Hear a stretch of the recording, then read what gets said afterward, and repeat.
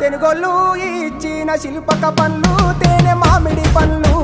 తీయంగా దిందామె తీరొక పండ్లు చిలక నేరేడు పండ్లు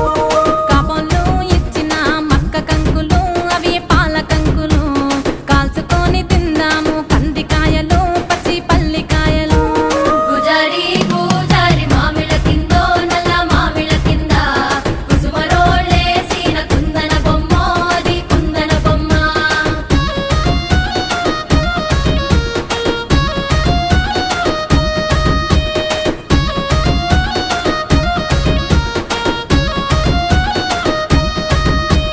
బెస్తోలు పెట్టిన పచ్చి చేపలు అవి వట్టి చేపలు కమ్మంగా